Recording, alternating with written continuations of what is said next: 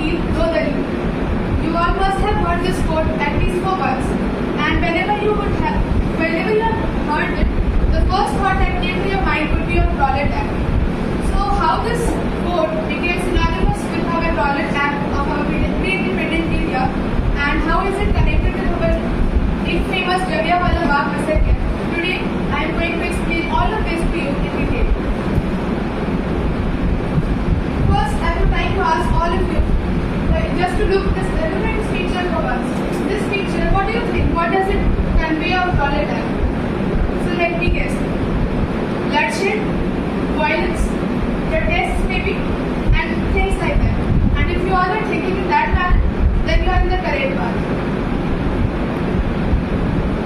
So, this Rowlatt Act, also known as an Annual and Revolutionary Crimes Act, was passed on 18th March in the year 1919 by an Imperial Legislative Council.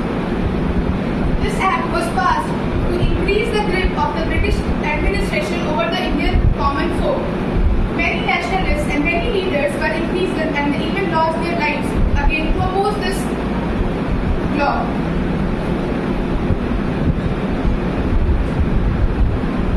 I have brought a newspaper clipping of that time when Rowlatt Act was passed. See the newspaper clipping, the headline. It clearly says, Black Bill number 1 passed. This headline itself shows how oppressive and repressive that law might have been, that it is called a black law. And why is it called a black law? For that, my friends will have to hold your horses for a while. Before that, I would like to introduce you to a person. He is Sir Sidney Rowlatt. He was the Chief Judge of the Imperial Legislative Council when the Act was passed, and after him only the Act is named so. Sides of the Rowlatt Act.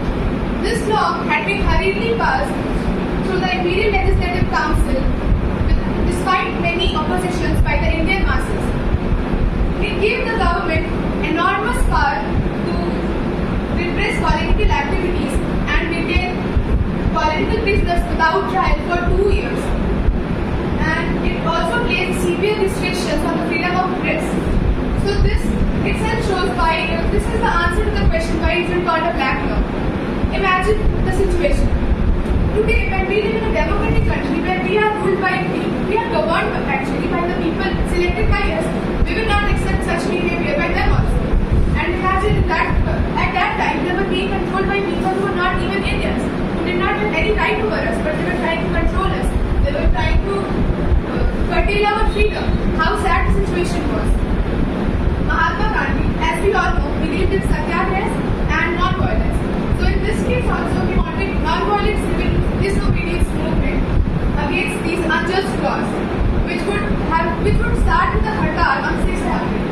Rallies were organized in various cities. Workers went on strikes in railway workshops and shops were closed down. Alarmed by the upsurge and scared by the disruption of lines of communication like telegraphs and railway lines, the British government tried to clamp down on the nationalists. Local leaders were picked from Amritsar and Mahatma Gandhi was barred from entering Delhi. Again, an ironical situation. On 10th April, the police in Amritsar fired upon a peaceful procession which provoked widespread attacks on banks, post offices, railway stations and other public places. Martial law was imposed and General Dyer took command over the country.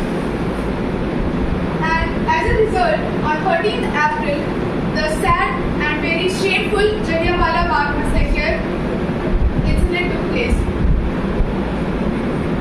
So this was all from my side regarding the Rowlatt Act. Thank you. Have a nice day. Very good. Clapping with everyone.